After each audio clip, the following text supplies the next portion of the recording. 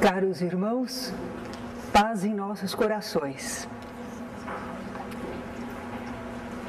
Certa vez, Jesus curou um homem paralítico. Foi lá na cidade de Cafarnaum.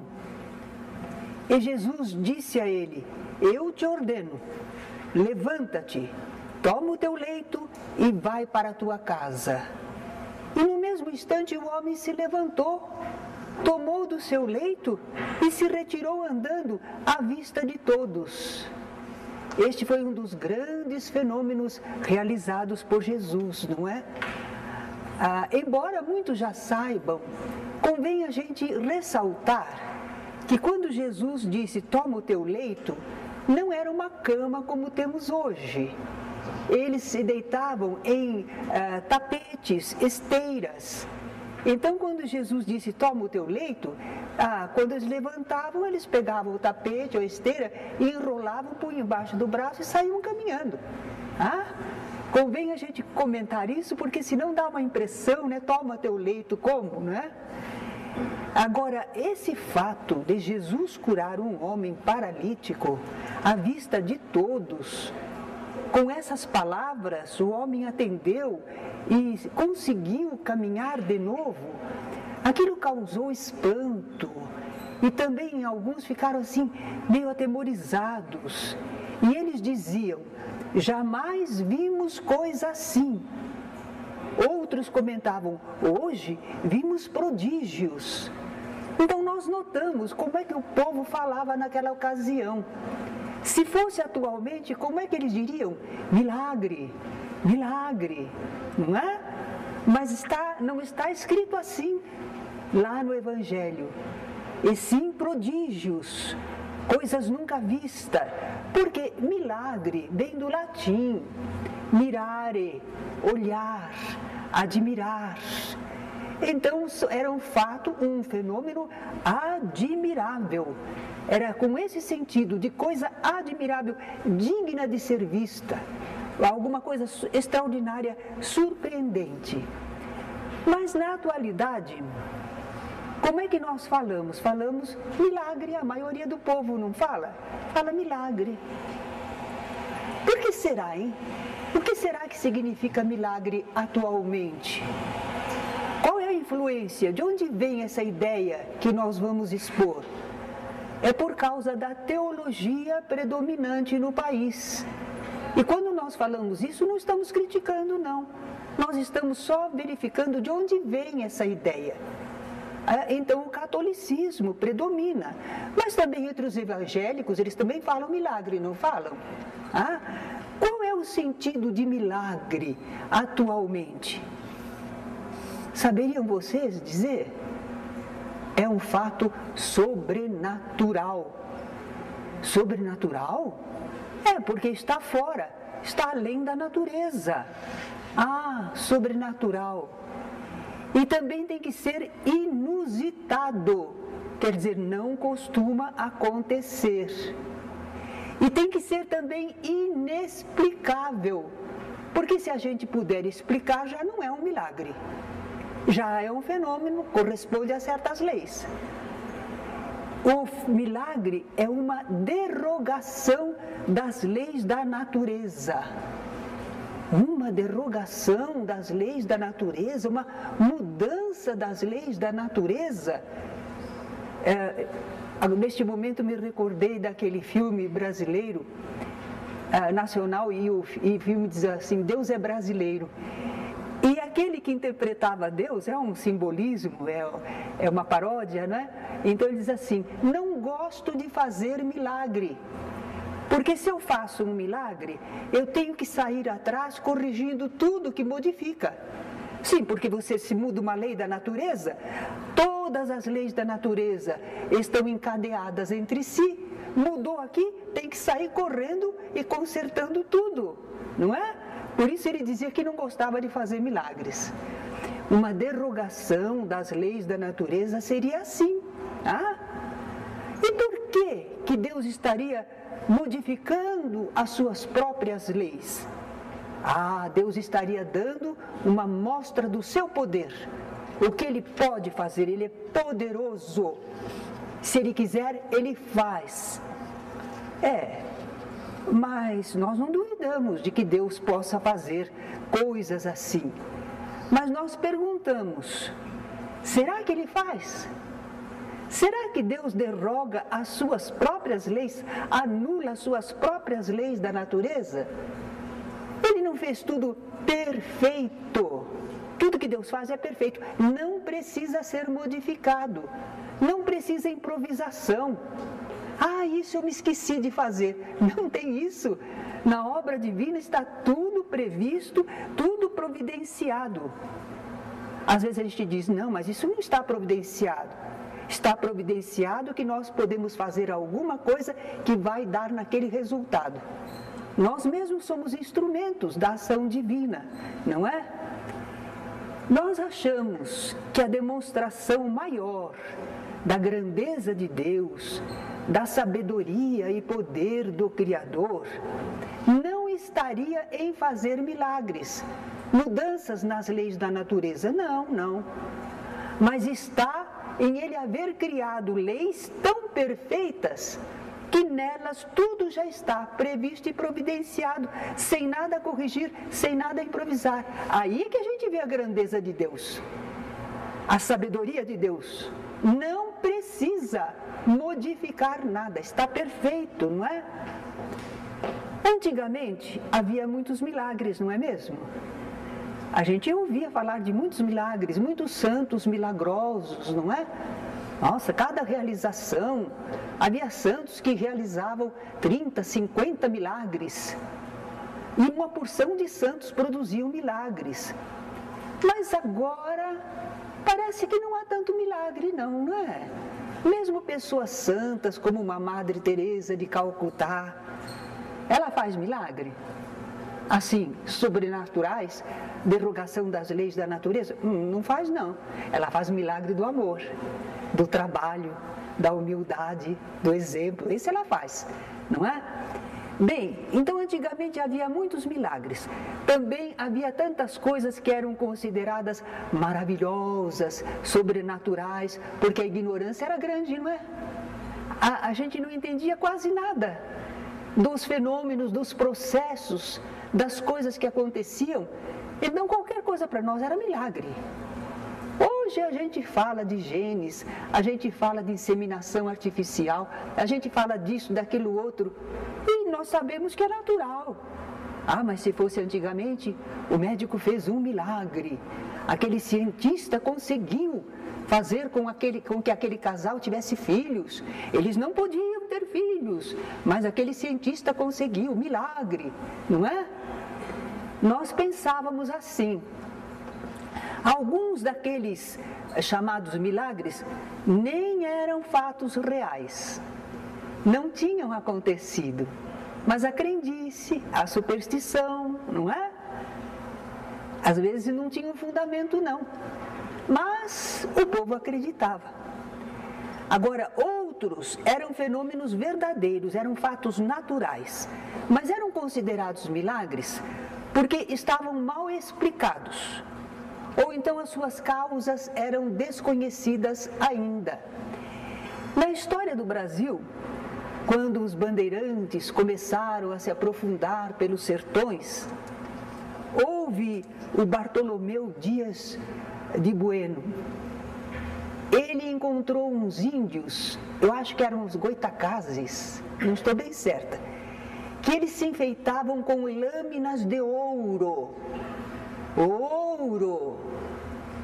E o bandeirante queria que eles dissessem onde é que estava o ouro, mas eles não diziam.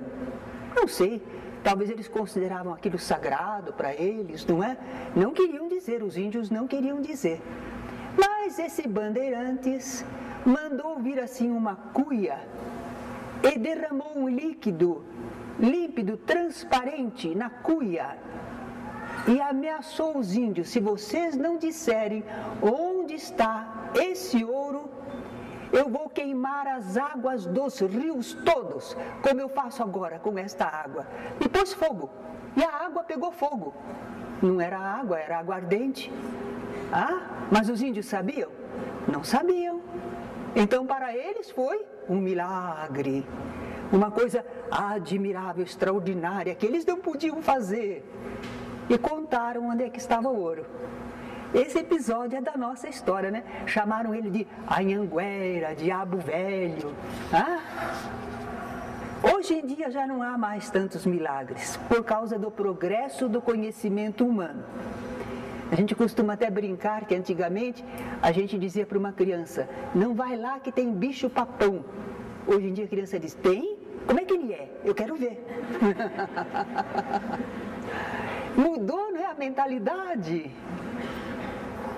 Então a ciência foi aumentando o círculo daquilo que é conhecido, os fenômenos e as leis que os regem, foi explicando para nós. Então o círculo do maravilhoso, do sobrenatural, foi encolhendo, foi diminuindo, foi ficando menor. A ciência expulsou os milagres, mas só do campo material, porque ela só admite a matéria. Então, somente na matéria, a ciência investiga, mede, avalia e explica fenômenos, ou diz se esses fenômenos são impossíveis. Mas a ciência ainda não explorou todo o vasto campo da vida. A vida não é só matéria. Nós temos o lado material e o lado espiritual. E no lado espiritual, a ciência ainda não adentrou, né?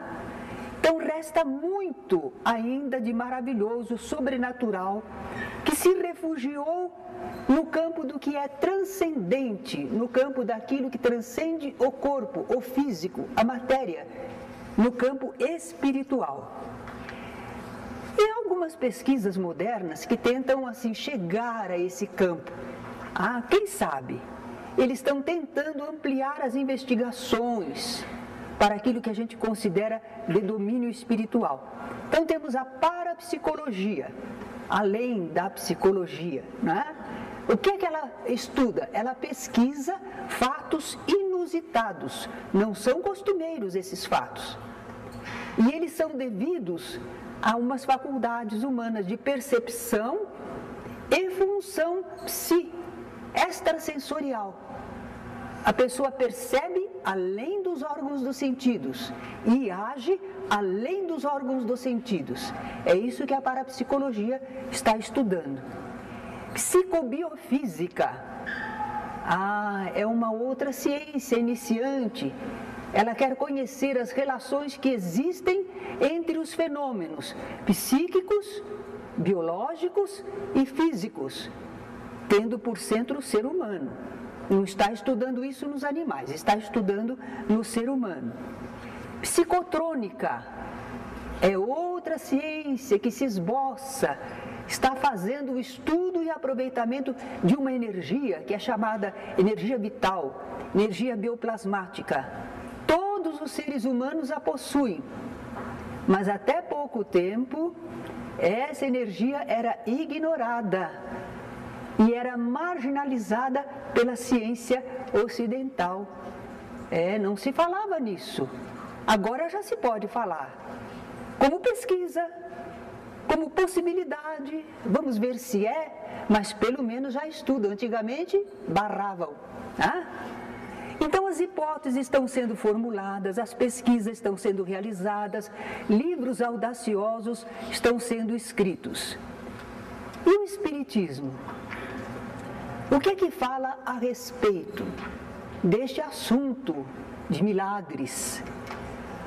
O Espiritismo revela e demonstra a existência dos espíritos. Como é que os espíritos agem sobre os fluidos? Nós já tivemos essa aula, não é? Com o pensamento e a vontade.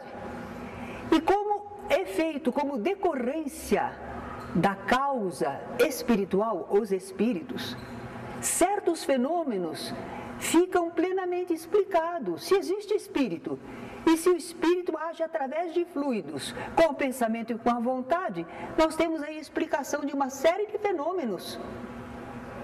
Curas, por exemplo, elas se dão por ação fluídica. É a permuta de condições orgânicas, é ação espiritual sobre o corpo físico. Às vezes a intervenção é no corpo espiritual, no perispírito, mas vai refletir no corpo. Estão lembrados que a gente mostrou que há aquela relação entre o espírito, perispírito e corpo. Então, o corpo sente alguma coisa, transmite para o perispírito liga para o espírito e o espírito dá a resposta através do perispírito e influi no corpo, não é? Então, às vezes, os espíritos agem no perispírito da pessoa para obter uma modificação que vai depois se fazer no corpo físico. Tá? Então, as curas têm vários processos por ação espiritual. Elas podem ser obtidas por médiums. Será que precisa ser um médium espírita? Não, precisa ser médium. Ser um intermediário da ação dos espíritos, ter os fluidos apropriados. Mas não é indispensável que seja um médium espírita. Há pessoas dotadas de excelente magnetismo. Elas também conseguem passar alguma modificação para a pessoa, restaurar corpos. E às vezes eles não estão falando nada de religião, porque é um fato. Ela tem a possibilidade de agir sobre os fluidos do seu próprio magnetismo e beneficiar as pessoas.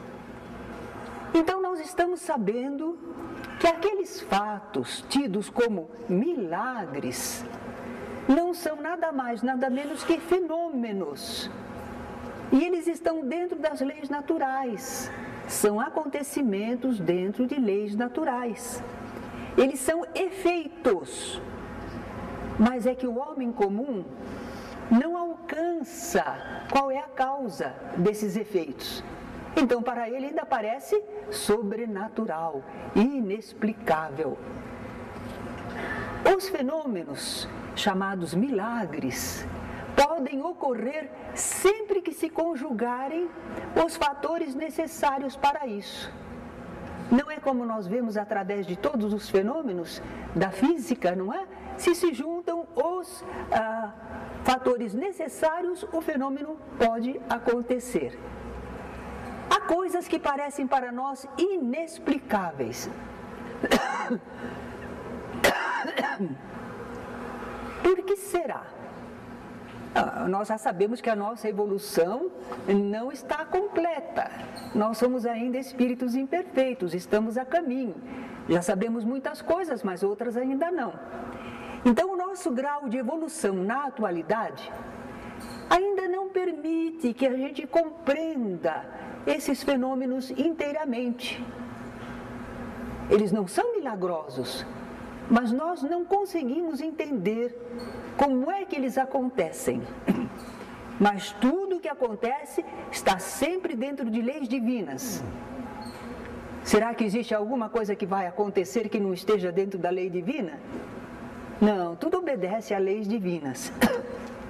E essas leis são perfeitas e imutáveis. Não podem ser mudadas, também não precisam ser derrogadas ou anuladas. Nós vivemos num mundo que representa o pensamento divino. Então, tudo é perfeito, tudo é completo, nós é que precisamos nos ajustar, compreender como agir. Mas, em verdade, o universo é perfeito, é obra divina. Nós estamos dando uma explicação dos chamados milagres. Mas lá no Evangelho, Jesus fez muitos milagres, não é? E agora nós estamos procurando explicar que são fenômenos que obedecem a leis. Será que nós estamos querendo diminuir o valor de Jesus? Será que nós estamos querendo invalidar aquelas curas admiráveis que ele fez? Não, pelo contrário. Quando nós aprendemos no Espiritismo como é que os fenômenos acontecem, nós começamos a admirar mais Jesus. Jesus se engrandece diante dos nossos olhos, porque não é mais história da carochinha, não é mais uma coisa lendária, são fatos. E para Jesus poder acionar desse modo as leis divinas e conseguir aqueles efeitos admiráveis, Jesus precisava ter alto grau de sabedoria e capacidade de ação. A gente vê Jesus engrandecido. Não é porque a gente entende como acontece que Jesus fica diminuído, não. Pelo contrário, a gente o admira mais ainda. Jesus realizava coisas extraordinárias. Era devido à sua grande evolução espiritual. Ele sabia, ele entendia, ele conhecia. E ele tinha os fluidos apropriados. Uma vontade poderosa, bem dirigida. Mas Jesus afirmou assim: aquele que crê em mim fará também as obras que eu faço, e outras maiores fará, porque eu vou para junto do Pai. Ora, Jesus está dizendo que se a gente crer em Jesus, e crer em Jesus o que é? É entender a pregação dele, os objetivos, as leis que ele está informando, como é que as coisas acontecem. Nós cremos em Jesus, quer dizer, nós entendemos, confiamos naquilo que ele ensinou. Então isso é crer em Jesus. E se a gente crer em Jesus, nós vamos fazer também obras semelhantes às que ele fez. Ele diz que até maiores. Por quê? Bom, ele esteve aqui entre nós com 3 anos de ministério. Mais ou menos, foi o tempo de trabalho dele. Quando ele apareceu em público e começou a sua pregação e os fenômenos. Cerca de 3 anos só. Ele fez uma amostragem do que é possível fazer. Mas ele não fez tudo, não. Ele era um mestre. Ele ensinou, fez uma amostragem dos tipos de fenômenos, das realizações. E nós continuamos aqui na Terra. Encarnamos e reencarnamos. E vamos progredindo. E vamos nos desenvolvendo. E se entendermos Jesus, crermos nele e procurando segui-lo, nós acabaremos fazendo coisas admiráveis também, não é? Jesus não falou mentira, não. Ele fez muitas coisas, mas nós também poderemos fazer. Por quê? Porque também somos espíritos, filhos de Deus. Mas por enquanto a gente não produz com facilidade os fenômenos que Jesus produzia, não é? Algumas pessoas conseguem produzir curas, ver a distância, desdobrar-se. Muitas das coisas que Jesus fez, algumas pessoas fazem, independentemente de religião. Tá? Mas todos aqueles fenômenos admiráveis, todos, nós ainda não fazemos, porque ainda não desenvolvemos o bastante as nossas faculdades espirituais. Nós temos. Ou será que Deus fez Jesus diferente? Vamos pensar? Se fez diferente, nós não podemos seguir Jesus, ele é diferente. Agora, se Jesus é basicamente da mesma essência nossa, aí nós podemos segui-lo. Só que ele é mestre, ele está lá adiante, ele está avançado, e nós ainda estamos aqui atrás. Mas podemos segui-lo. Agora, se ele é diferente, Jesus, como eu gostaria de te seguir, mas eu sou humano, viu, Jesus? Então nós não temos essa ideia. Jesus é um espírito como nós, mas altamente desenvolvido. Nós temos todo respeito e reverência para com Jesus, mas não o endeusamos, não é? Então o ser humano está evoluindo sempre. Cada vez mais está aprendendo como lidar com as leis e forças do mundo espiritual. E o Espiritismo vai colocar ao nosso alcance muitos recursos espirituais, com os quais se torna possível acionarmos certas leis da natureza e produzirmos alguns fenômenos para ajudar ao próximo e também a nós mesmos. O Espiritismo vai nos ajudar. Algumas pessoas, há 2 anos atrás, estavam aqui, começando a aprender. No 3º ano de trabalho na Casa Espírita e Aprendizado, agora já estão aplicando passes. Agora eles já sabem fazer, já descobriram como devem agir, o que podem produzir, não é? Mas não pensemos que o Espiritismo faz milagres, derrogação das leis da natureza. O Espiritismo não faz, não.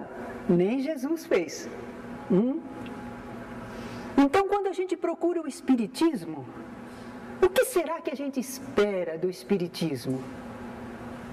A maioria do povo que não tem ainda uma compreensão, eles procuram, se estão doentes, eles querem a cura imediata da sua doença. Se eles estão perturbados espiritualmente, eles querem sarar daquela perturbação. Se eles têm problemas na vida, dificuldades, eles querem resolver com ajuda espiritual que aqueles problemas sumam da sua vida.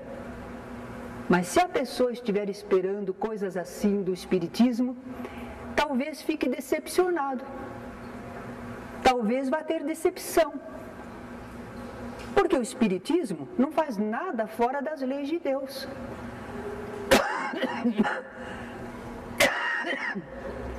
Nós sabemos que somente se realiza aquilo que está dentro das leis divinas. Lei de ação e reação, lei de causa e efeito, como dizemos, não é? Livre-arbítrio, determinismo, evolução, reencarnação, influência espiritual, tudo isso são leis divinas.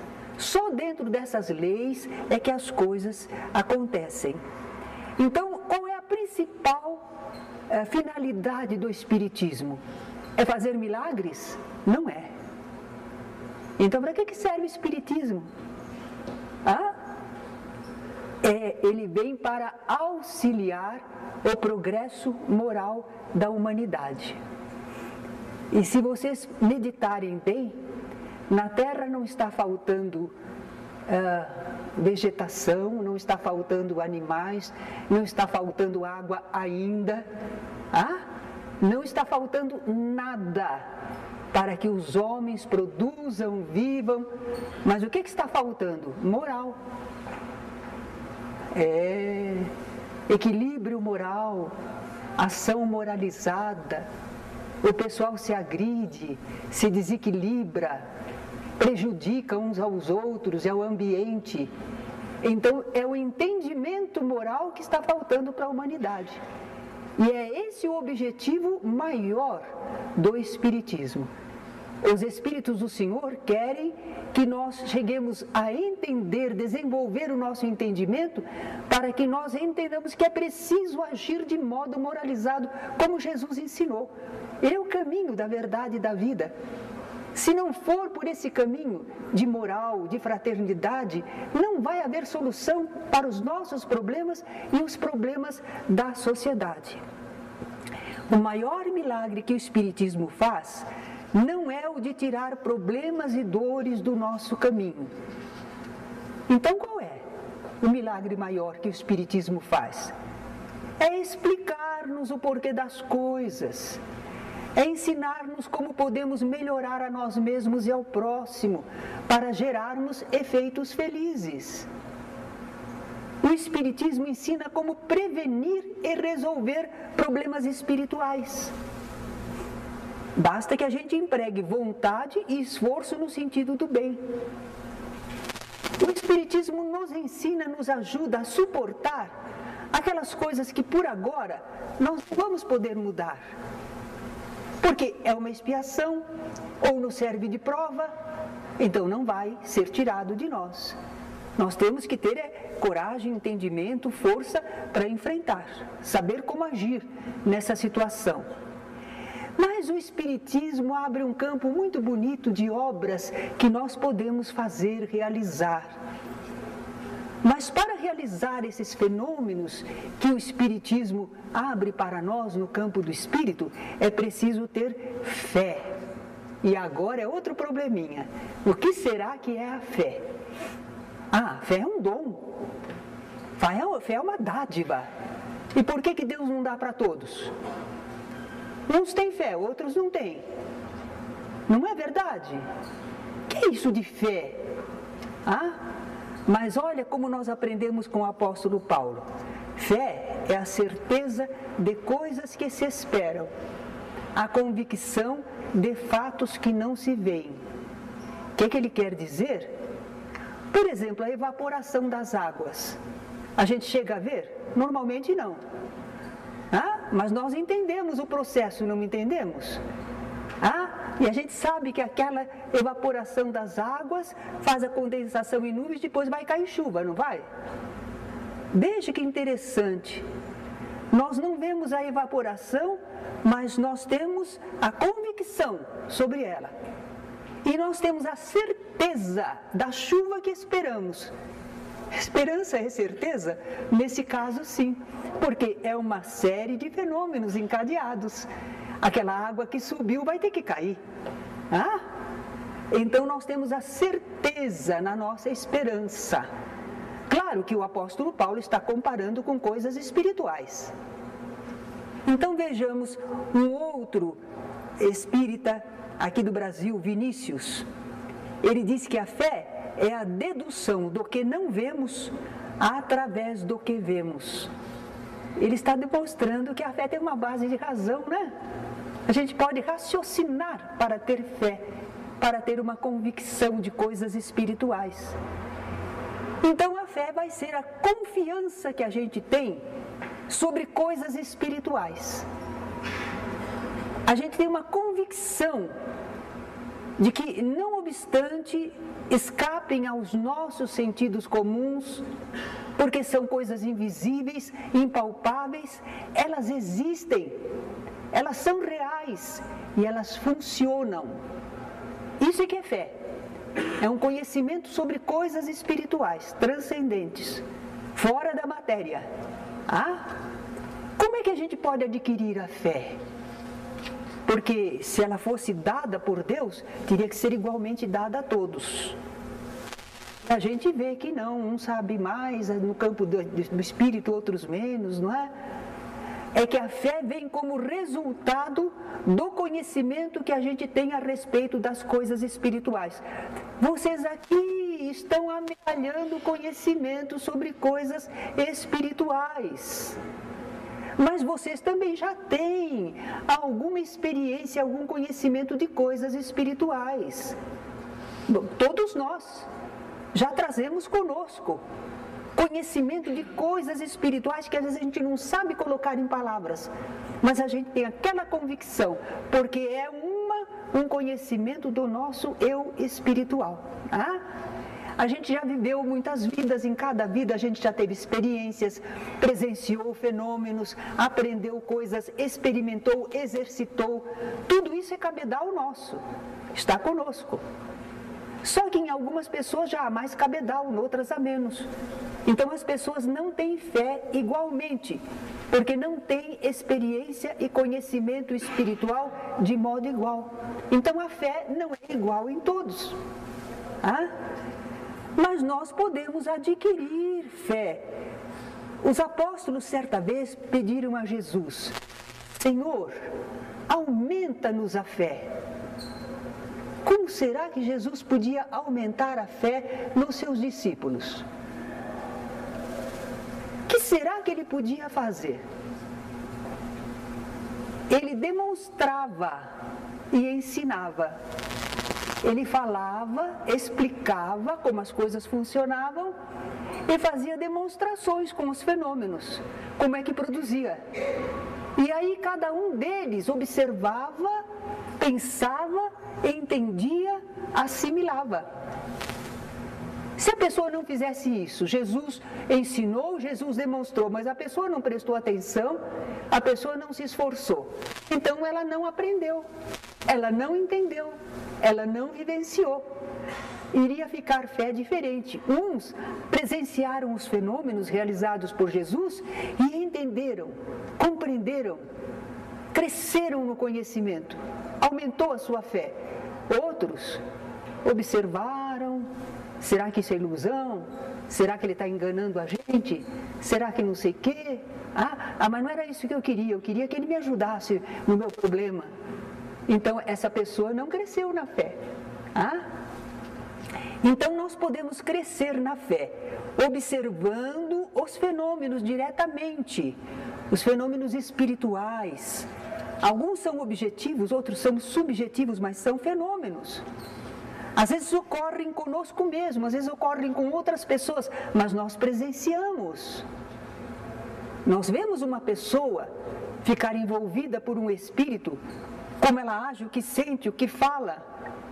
Então nós estamos aprendendo também. E nós podemos raciocinar sobre os fenômenos da vida universal. Por quê? Para quê? Como? Porque nós queremos deduzir desses fatos as leis que transcendem aos nossos sentidos. Como é que as coisas acontecem? O que é que aconteceu? O que é que produziu isto? Então, algumas informações sobre as realidades espirituais também nos podem ser dadas por outras pessoas, encarnados ou não, espíritos ou pessoas aqui deste mundo. Há pessoas que nos merecem confiança e respeito. Nós reconhecemos a sabedoria e a autoridade moral dessa pessoa. Então, conforme ela narra experiências, acontecimentos, nós temos confiança. Nós aprendemos com ela. Mas nós não vimos o fenômeno? Jesus disse, bem-aventurado que não viu e creu. Não foi o que ele falou para Tomé? Por quê? Os companheiros dele, Tomé, tinham presenciado e contaram para ele. E Jesus tinha realizado tantas coisas admiráveis, mas Tomé disse, se eu não tocar nas chagas dele, eu não creio. Não adiantou testemunho de ninguém. Também não sejamos assim, não é? Não sejamos crédulos, mas também não sejamos descrentes.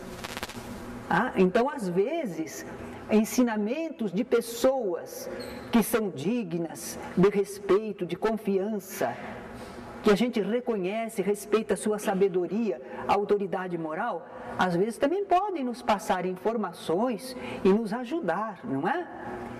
Bem, nós estamos falando de fé, conhecimento espiritual. Olha lá, olha que definição diferente. Fé é conhecimento de coisas espirituais. E essa fé, ela constitui ponto de apoio indispensável para a ação espiritual. Se você não crê em alguma coisa, você não age de acordo. Eu vou orar. Por quê?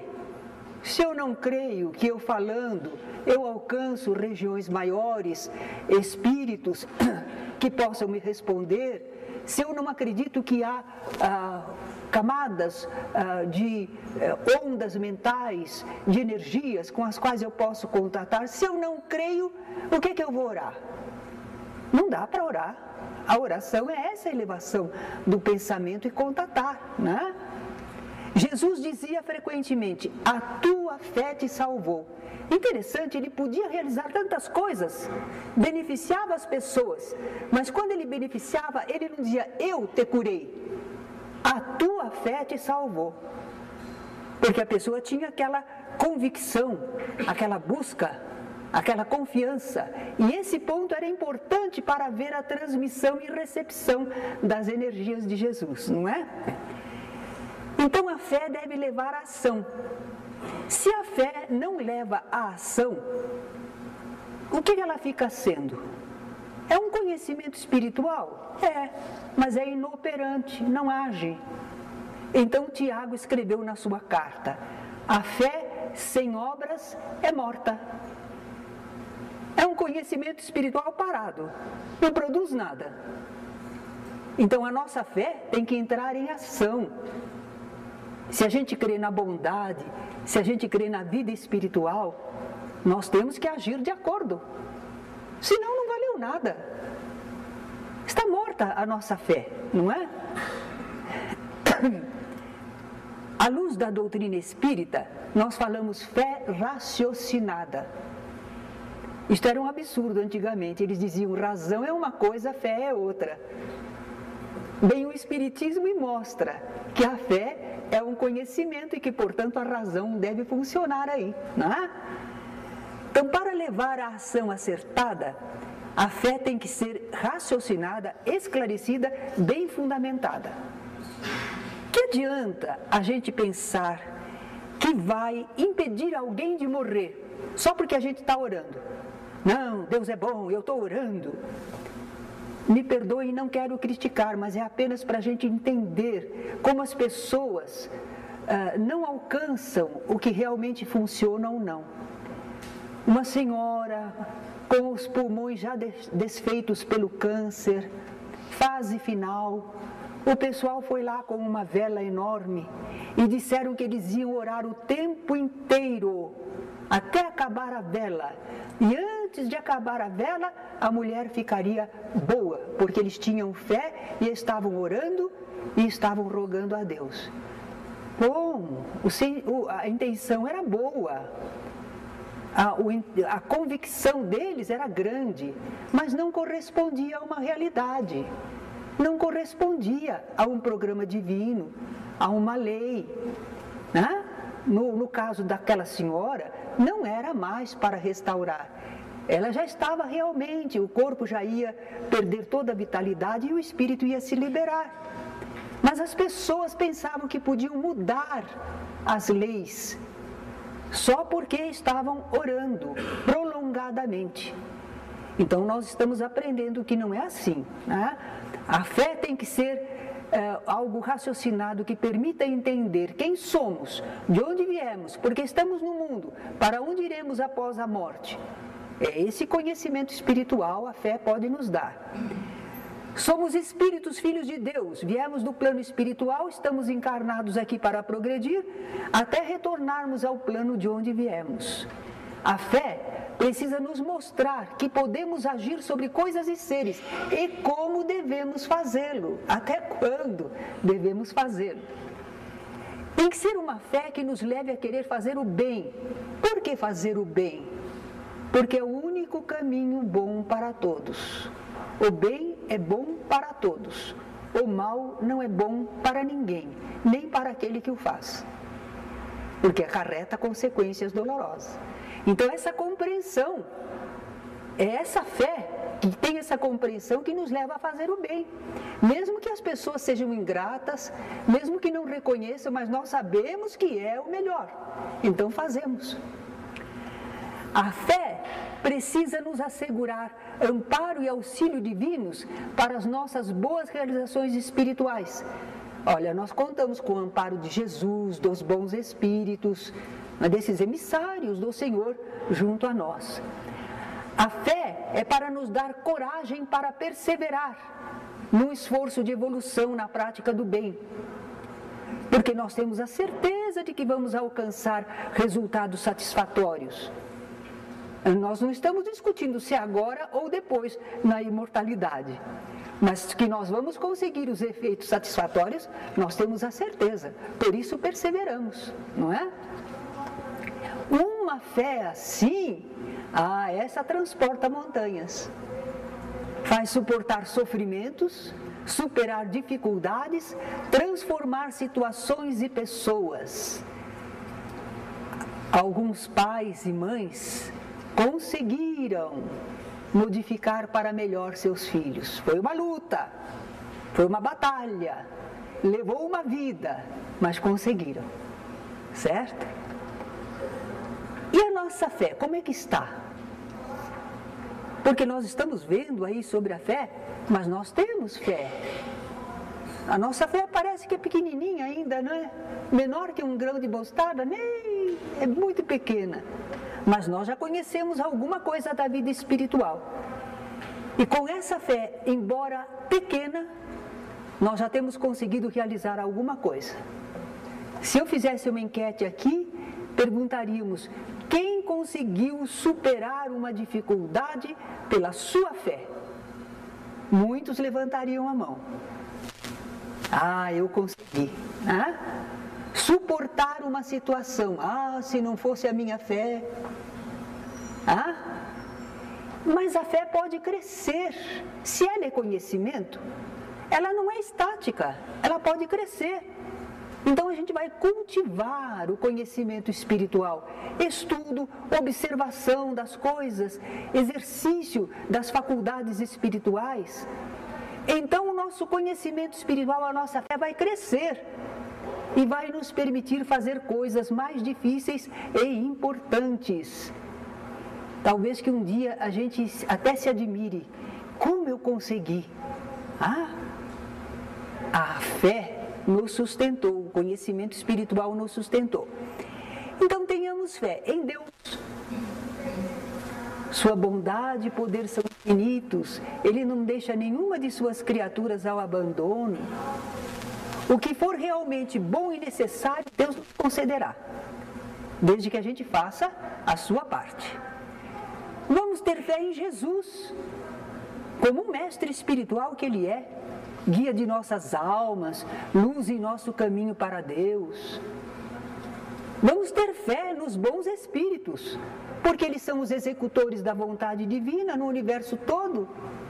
Eles agem dentro do que sabem e do que podem. E eles amparam e socorrem as criaturas, conforme o merecimento ou necessidade delas. Vamos confiar em nós mesmos. Não somos filhos de Deus? Então temos forças, possibilidades. Agora, mesmo que um dia nós venhamos a fazer maravilhas com a nossa fé, vamos lembrar Tiago: toda boa dádiva e todo dom perfeito vem do alto.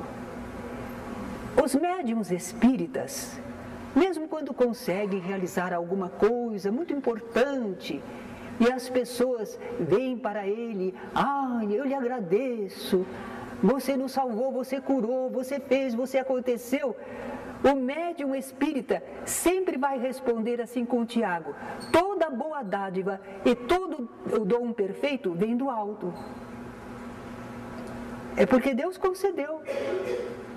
Senão, não, nós somos só instrumentos. Jesus também aconselhava na parábola dos servos inúteis. Quando vocês tiverem feito tudo o que foi ordenado, vocês digam assim: somos servos inúteis, fizemos somente o que devíamos fazer. A gente não entende isso, né, no começo, né? Como? Você se devotou, você realizou, você fez. Somos servos inúteis, fizemos somente o que devíamos fazer. Fizemos porque Deus nos deu a condição, fizemos porque era nosso dever, fizemos porque nós já usufruímos os resultados, não fizemos mais do que a nossa obrigação.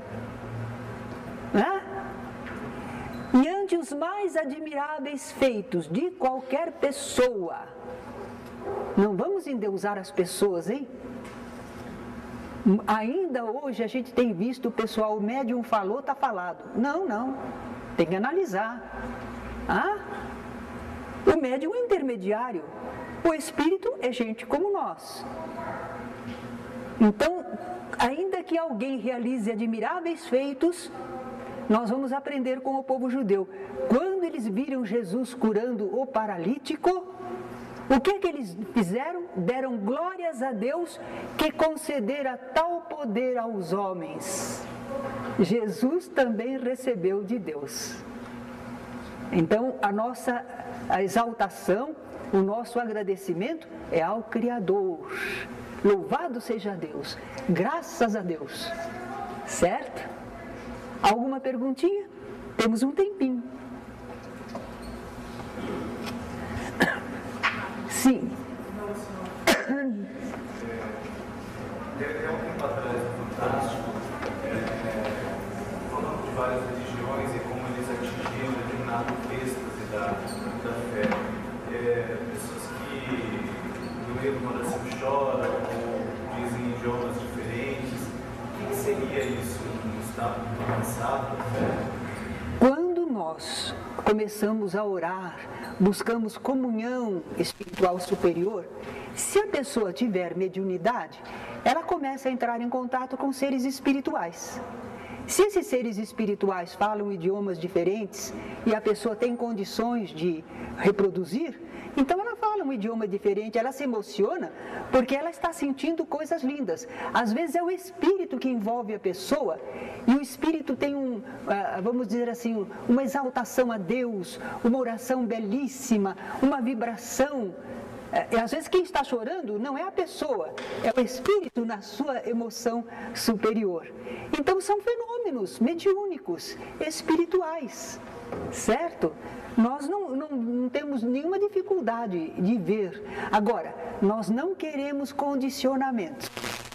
Na prática mediúnica espírita, nós não colocamos nada que possa parecer condicionamento, nem de palmas, nem de dança, nem de canto. Porque se a gente quiser, a gente começa a produzir um estado de exaltação em todos nós. Mas é uma produção nossa, não é uma manifestação espiritual diferente. Então nós não queremos isso. Há grupos que usam a bebida, usam drogas. Nós não queremos isso. A pessoa vai para o trabalho serena, equilibrada, ora, pensa, e aí começamos a perceber, captar, entender, transmitir. Começamos a trabalhar com as realidades espirituais, mas sem crendices, sem superstições, sem exagero, sem fanatismo.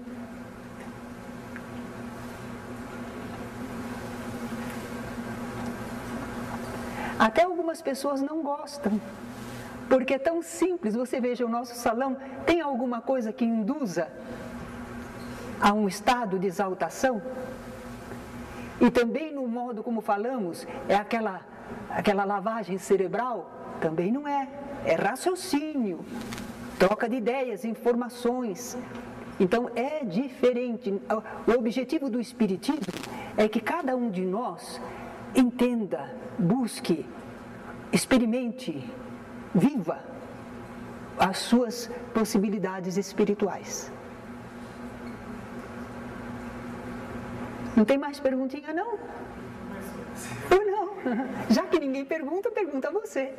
Você estava falando sobre os vários estudos que está se realizando para a psicologia, para a psicobiofísica. Sim. Eu já li alguma coisa a respeito na minha época de colegial e fiquei decepcionadíssimo que a ciência em si não considera esses estudos como ciência. Sim. Sim, eles ainda não consideram. Por isso que nós dissemos, são ciências iniciantes. São as primeiras tentativas de pesquisa, não é?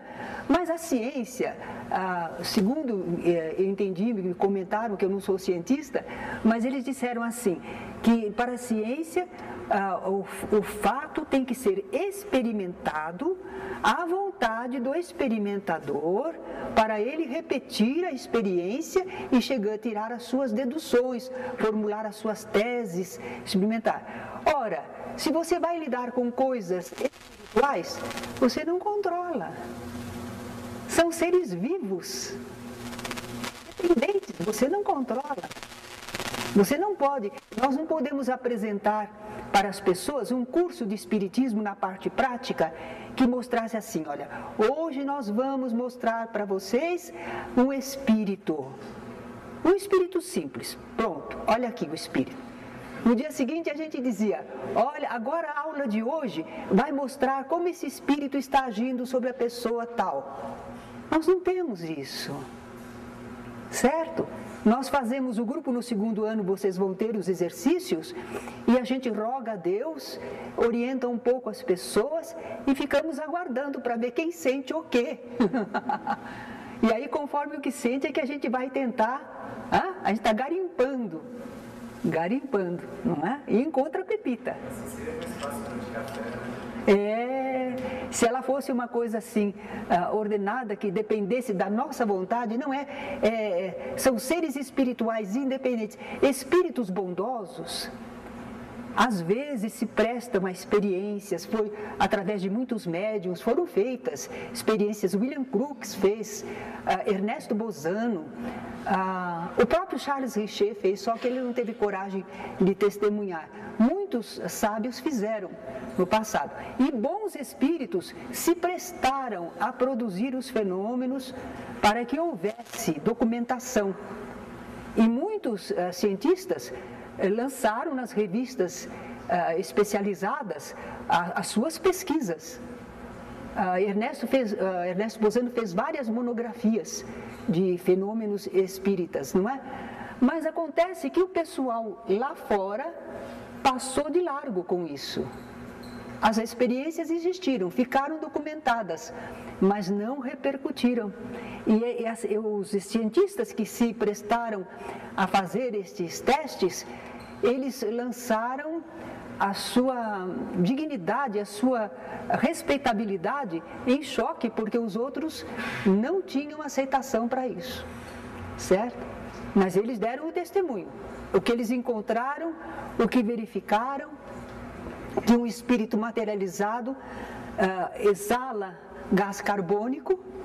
Então não é o médium, é a formação que foi feita, só que esses fenômenos não são fáceis de se repetir. Eles se realizaram em certa época, para a experiência de sábios, mas os espíritos dizem que eles não vão ficar o tempo inteiro se prestando a isto, que já há condições da humanidade, cada um de nós, experimentarmos em nós mesmos as vivências, as realizações. Tudo bem? Sim. Essas técnicas de cura, como a acupuntura, né? E outras, qual que é a posição do espiritismo em relação a... Nós achamos que são terapias alternativas que podem ter algum ponto de contato. Por exemplo, eles falam dos meridianos do corpo e nós achamos que no perispírito pode haver pontos assim, mas não é prática espírita, porque o objetivo do espiritismo não é curar corpos. Se você orienta a pessoa e trabalha com a pessoa, ela se equilibra. Ela não depende de certas atividades materiais. E isto compete à medicina, compete ao mundo material. Então a casa espírita não vai se tornar um hospital de corpos, mas de alma sim.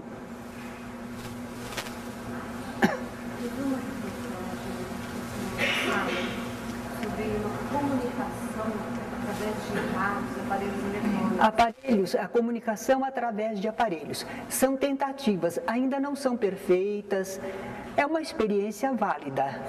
Thomas Edison tinha o desejo, ele estava trabalhando em coisa assim, ele achava que ele poderia visualizar o mundo espiritual com algum aparelho. Então a gente chama isso de transcomunicação instrumental, TCI. Há tentativas. Começou com os gravadores do Jürgensen, que o Papa reconheceu, não é? Mas ele não fez por querer, ele gravava vozes de pássaros, e quando ele foi observar a gravação, tinha pessoas falando, e ali no campo não tinha ninguém falando. E não era a captação de nenhuma estação. E era uma tentativa de comunicação, porque eles diziam essas vozes, escutar, escutar. Eles estavam tentando se comunicar. E por aí tem até televisão, estão tentando captar imagens. Mas é muito difícil, o nosso desenvolvimento ainda não é suficiente, tecnológico, de conhecimento, não é suficiente. Eles conseguem alguma coisa, mas não é convincente para todos. Certo? Obrigada, vamos à nossa vibração.